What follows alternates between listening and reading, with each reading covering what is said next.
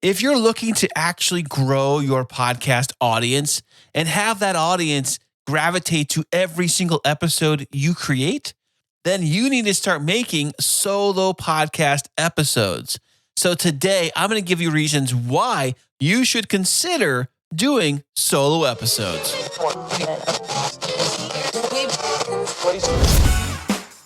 Sound matters.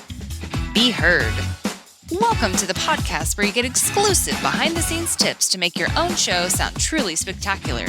This is Podtastic Audio. Hey, what's happening? How are you doing today? Thank you so much for being here. I am Chris, and I am from the original Chris and Christine Show podcast. You know, you can find out every single thing about that show on the website, which I built at, you guessed it, chrisandchristineshow.com. Everything you want to know is right over there. A link to it in the show notes of this very episode. If you scroll on down on your podcast player of choice, you will see it there in the show notes. Ta-da, there you go. But enough about me. How are you doing? Hey, how's your podcast coming along? Do you have a podcast? Let me guess. What kind of style of podcasting do you do? Do you do interview shows? Do you really? Are you having fun interviewing all kinds of wonderful people? People that you most likely would never, ever talk to if you had not had a podcast? And that's the beauty of podcasting. It lets us branch out and do things that are so out of our norm. Most of us regular indie podcasters do this whole podcasting thing in our spare time. We are not professional reporters. We are not professional broadcasters. We are just amateur people using, a regular microphone, plugging it into a basic laptop, and then you're using whichever recording platform you like to use to do interviews, whether it's via Zoom or via Squadcast or StreamYard or Zencaster or even Riverside or CleanFeed or any of the ones. Hey, we all have our favorites. So if you have one that you like to use, I always just say stick with it until it stops working. Then you got to find an alternative. But however you podcast, it's your show. See, don't let me or anybody else ever tell you differently. It's your show. If you're enjoying the way that you create your content, then by all means, keep on keeping on. It's your show. Don't let me or anybody else in the entire world ever tell you exactly how you need to do your own podcast. It's your show. You are the captain of your podcast ship, so you can sail it however you want. You want to put a crazy motor on the thing and go nuts, go right ahead. You want to put a couple oars on and just paddle away, just you and your arms, just paddling down the river. That's how you can do with your own podcast. Now, I love doing interviews for the podcast. I have done lots of interviews on the Chris and Christine Show. We mostly do interviews, and when we have time to actually physically record an interview, we do it, scheduling and rescheduling and booking and rebooking and different things, and being able to physically do the recording. That's always seems to be the tricky part. Physically doing the interview is no big deal. It's pretty easy. We like to have a regular conversation. We have a few things that we have ideas what to ask the guest, but it's not a written script, so to speak. It's just us having a wonderful, natural conversation as if the guest is right here in the same room with us. You would never even know the difference. But that's how we do interviews. Now, you do not have to do an interview if you do a podcast. You don't have to do interviews at all. As a matter of fact, lots of people will tell you, you yourself included probably, is that doing solo episodes is much, much more difficult than doing an interview-based show, no matter who you're physically interviewing, whether it's a big-time celebrity, your mom, your brother, your cousin, somebody down the street, just a regular person. Doing interviews might be easier than doing solo episodes. Now, the very first episode on this podcast, Podtastic Audio, was a solo episode, and I was very nervous to pull it off. And now I think back on it, I do it basically the same way I do all of my solo episodes. I was probably a little more rushed going through it because I had never actually done a solo episode where I'm talking to the computer screen, to the nothing. And I'm imagining yet you're sitting here with me. That's kind of how I did it. But the very first time I did a solo episode, I rushed through the material. I was a little more nervous. Actually, I was a lot more nervous than I think about it. And that's what happens when you do any kind of podcast, especially a solo one. But once you get a few solo episodes under your belt, it feels more natural. It feels easier to do. And it's actually more beneficial to you as a podcaster to actually create solo episodes. And let me tell you why. When you do a solo episode, the episode itself offers an opportunity for you, the podcaster, to establish your own authority and expertise within your niche, allowing you to showcase your own knowledge and insights on specific topics, not the topic of the guest, not what they have done, but what you have done. You see, also, solo episodes foster a deeper connection with you and the audience. And this actually, what this does is it creates a more dynamic listening experience for the listener that they want to listen longer and more frequently. You know, when I listen to a podcast that rarely has guest interviews, and when they do put in a guest interview on their show, it depends on what the guest is talking about. And I might just tune out and not pay attention to the guest because I'd much rather listen to the host and what they have to say. And speaking of that, if you do a solo episode, you have total control over the content. It's all you. It's not the guest, what they're saying. It's not what their story. It's not other things. It's all on you. You can talk about whatever you want to talk about. Like I said before, you are the captain of your own podcast ship. But I know you're thinking, hey, Chris, I don't know what to talk about. I'm just a nobody. I like to talk to important people because I feel that their story is more important, that the PR firm that sends me this amazing guest to interview, it's important that I have to talk to them to have them on my show because I feel that if I bring on a big time guest, that it's going to bring in big time numbers. That is not always accurate.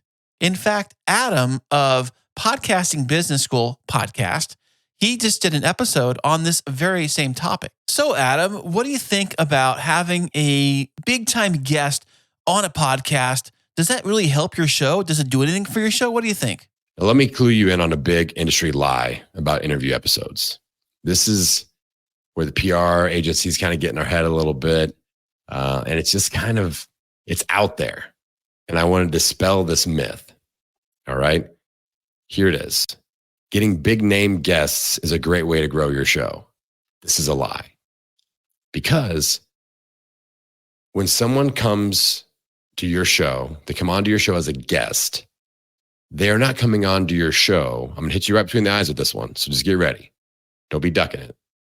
When someone comes onto your show as a guest, they're coming onto your show to scoop up your audience and make them a part of their audience. They are not coming onto your show to promote your show. That is the truth.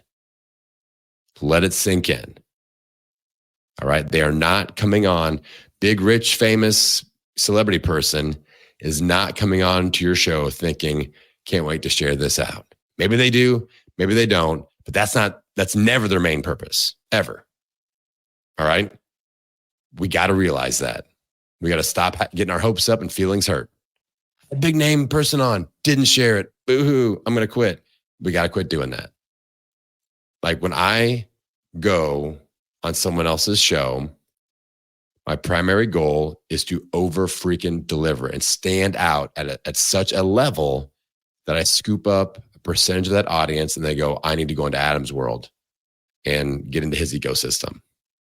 All right. That is my goal. And I do share out. And I do because I know it's a real a-hole move to not share things out.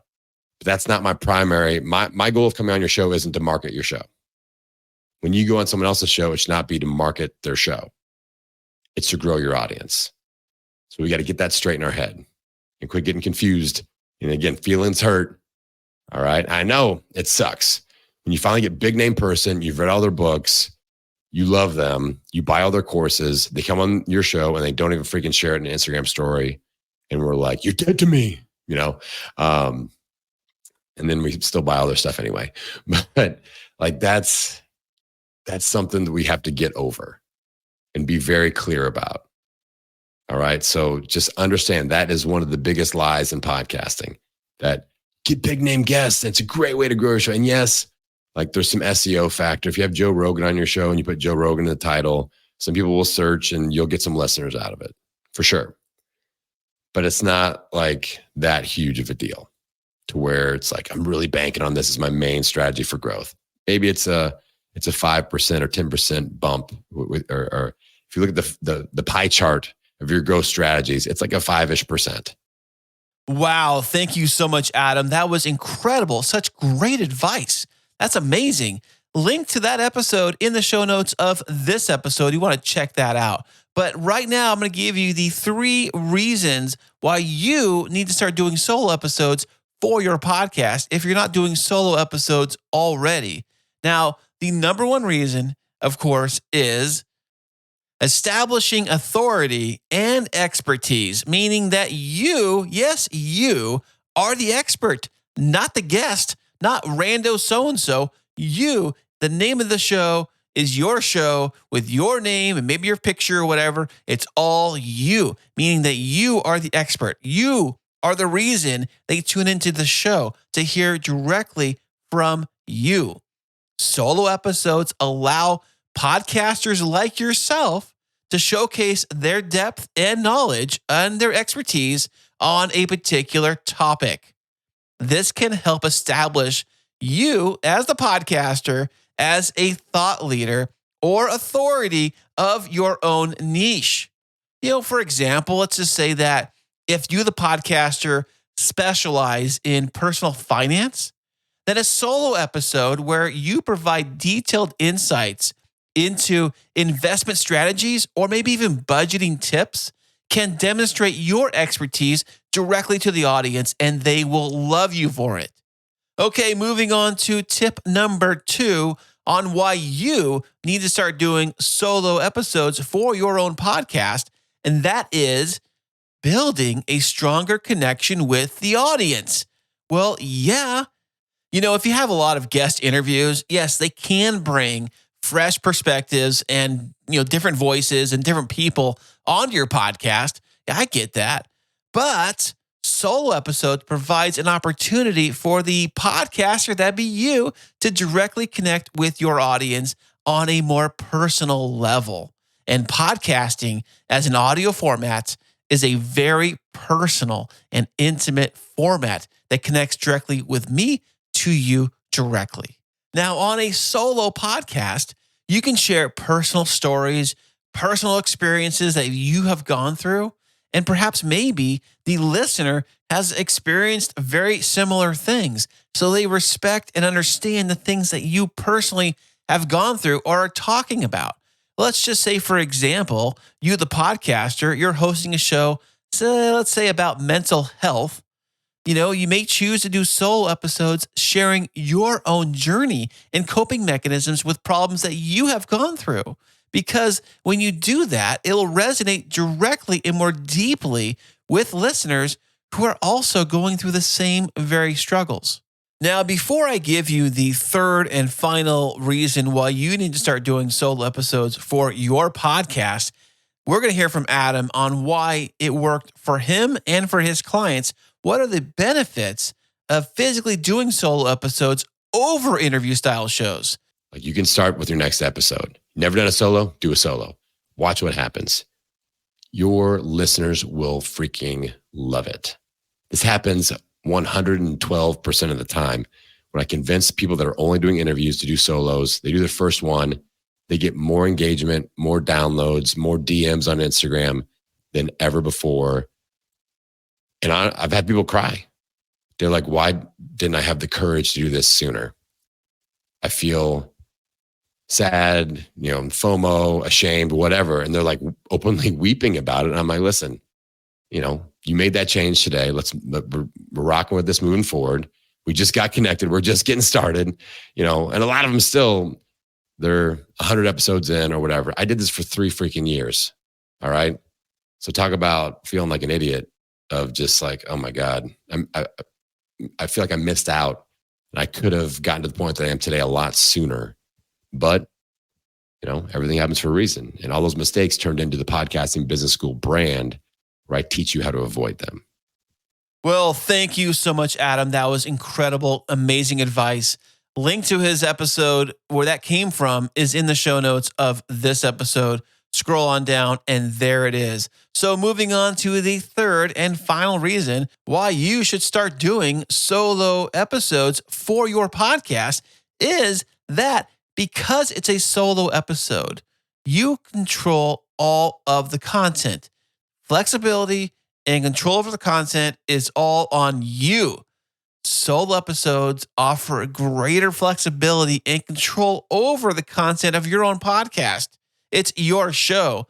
The podcaster, that be you, can choose topics that are most relevant or timely without being constrained by the availability of the guest, because guest schedules change. Your schedule changes. The time you get to interview the guest always changes.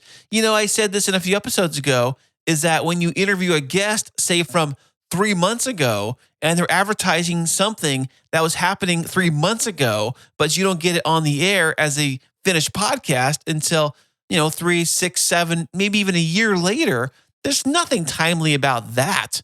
Additionally, just here, I thought of this is that doing solo episodes can also be produced more easily and quickly than if you were to do an interview style show, because I can rip out a podcast end to end, start to finish, in maybe an hour, maybe 2 hours total. I'm talking completely done. You can't do that if you have to schedule a guest, get their information, book the thing, record the thing, edit the thing, do all the things. With a solo episode, you can really knock out episodes more quickly. And I think that's something that can be most beneficial to you, the podcaster, if you have, say, a regular job and you're doing all the different things. Maybe you got soccer practice, hockey practice, kids at school, and all the different things we have to do in our lives. When it comes to doing a podcast, don't let the podcast ruin or run your entire life. If you do a solo episode, you can knock out the episode whenever you want to do it. It could be 1 a.m, 2 a.m. It can be whenever you are available to physically sit down and record. You don't have to worry about a guest. You don't have to worry about a co-host. You don't have to worry about anything else. All you have to do is sit down and do the podcast at your leisure. In fact, right now, as I record this episode, it is 10:25 p.m. on a Friday night. And I've recorded podcasts at 3 a.m. before, 4 a.m. before. And the beauty of doing a solo show is that you can do it whenever you want to do it. It's your time frame. It's when you are available. But hey, I totally get it. I was very nervous doing a solo podcast. That's why when I first decided to do the Chris and Christine show, I said, hey, hon, will you want to do a podcast with me? I can't do this alone. I can't do a solo show. And I knew nothing of interview shows. I didn't know those even were a thing. All I knew of was, these standard informational style podcasts, or perhaps maybe like the radio station would do a morning show and they would rebroadcast that morning show as a podcast. Neither of those are typical interview style podcasts. I think a lot of it has to do with imposter syndrome as a podcaster. Those who steer away from doing any kind of solo work at all, maybe they'll do a quick little solo at the beginning of their interview, something really quick like, hi, here's my show. My name is such and such. Today we're talking about so-and-so, and here's all their great, wonderful stuff. Let me read you their LinkedIn bio and go on and on and on how great the guest is. You're like thinking, great already. I hear it. Great. What do they have to say and why are they here? But when it's just you can connect directly to the audience that's listening to your show directly, and you can do it however you want to do it. That's how I do it. And I know it's scary. It's not easy doing a solo episode. It took me a while to figure this out, and I'm still trying to figure this thing out. I don't feel like I'm perfect at it. There's a lot of imposter syndrome that I deal with doing a solo episode, talking directly to you, because I don't see you, and that's okay. And you don't see me either, but you do hear me, and you hear what I'm saying. And it feels like we're hanging out, and I'm talking directly to you, because that's how I do solo episodes.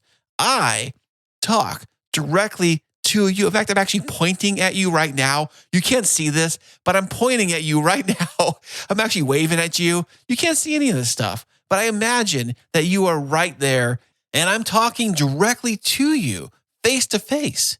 And that's what works for me when I do these solo episodes. I just imagine that I'm actually talking to you. Maybe I'm on a stage or maybe I'm presenting or something like that.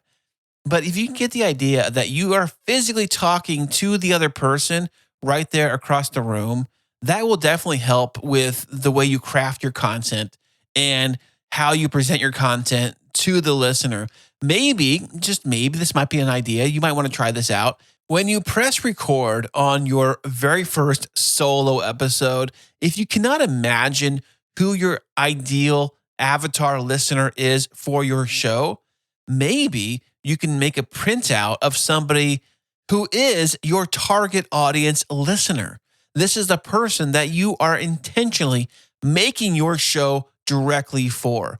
If you have their image right in front of you, maybe post it on your computer monitor or next to your computer screen somewhere, and you physically can see their face and you're looking right at them, because ideally the show is intentionally made for that person directly. This might actually help you do a solo episode because you actually are seeing another person, and that's the person you're really telling your story to.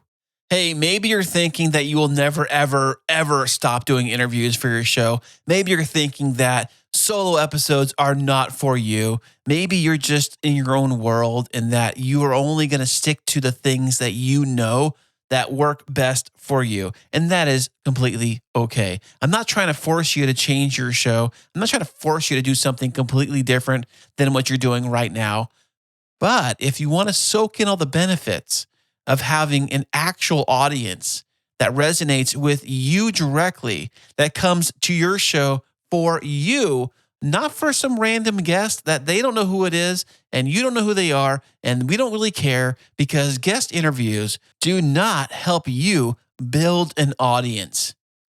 If you're doing completely 100%, every episode is an interview episode and they're completely different people from all walks of life, that's all you've been doing for your entire length of your podcast, I'm willing to bet that there's going to be a very small portion of people that are sticking around from episode to episode to episode, a very, very small portion. And you're going to say, hey, Chris, you're wrong because look at my downloads. I have X amount of downloads on all these different episodes. Oh, and look at this one. I've got some great VIP guests on the show and my numbers spiked. They're amazing numbers. Look at this. Great. But you will also notice that they actually maybe brought in a small portion of listeners to that one episode to hear them. Their fan base may have found that episode and say, oh, I like that person. Let me see what they have to say on this show. And then after that, the people listening dropped off because they're only interested in that one person. If you do interview only shows, I'm willing to bet people absolutely, without a doubt, cherry pick your episodes. They see the guest name of people they have heard of or people they are interested in, and they listen to those episodes and they throw away all the rest. If you do solo episodes, that will not happen because the listening audience comes to hear you and the things that you have to say. Hey, I know it's difficult. I know it's different. It's scary to go out of your comfort zone and do something completely different, but give it a shot. You never know what might actually happen. You might actually get more engagement.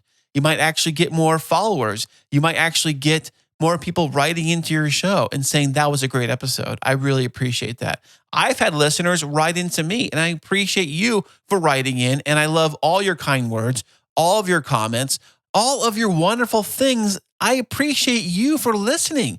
I do the show directly for you. Nobody else. I do not do this to say, look at me, look at all these great, wonderful things I can do. I don't do any of that stuff. I am not a name chaser. I could give two rips. I don't care about big name so-and-so. It means absolutely nothing to me. And I know it means nothing to you either, because you didn't tune into this show to hear me brag about me talking to some big shot VIP guest that is not going to deliver any value to you. And I know that you really care about you. So when you craft a show for your audience, think about them and what they want to hear and what they want to listen to. And speaking of listening, thank you for listening all the way to the end of this very episode. If you want to get a hold of me, you always can reach me at podtasticaudio@gmail.com. I look forward to your email. I appreciate you writing in. And if there's anything you would like me to discuss here on Podtastic Audio, just email me and I will put it into the very next episode. If it's available, I will definitely do that. I make the show for you. So your feedback and your suggestions, I literally take them, review them, and I put them into practice. And I put them into the microphone so you can enjoy them.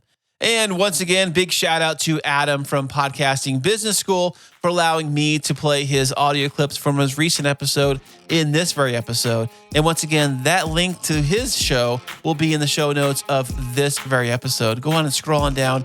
Please subscribe to his show. Check out his show. It's amazing. If he offers consulting and coaching and all that great, wonderful stuff. If you want to work with Adam, his information for that is also in the show notes of this very episode. And until next time, happy podcasting.